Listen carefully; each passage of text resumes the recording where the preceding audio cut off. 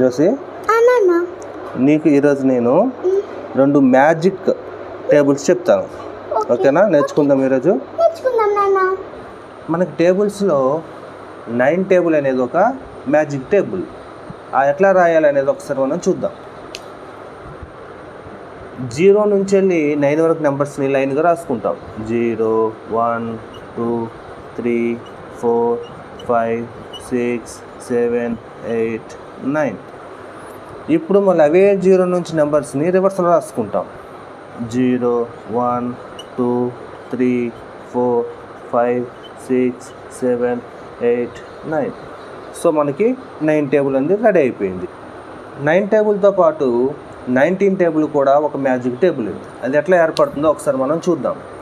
So 19 table రాసేటప్పుడు మనకు odd numbers ఉన్నాయి కదా, వాటిని మనం లైన్గా రాసుకుంటాం.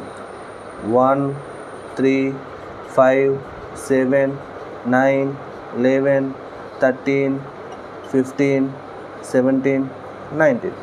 ఆడ్ నెంబర్స్ రాసిన తర్వాత రివర్స్లో 0 నుంచి నెంబర్ రాసుకుంటాం. 0, 1, 2, 3, 4, 5, 6, 7, 8, 9. సో మనకి 19 టేబుల్ తయారైంది.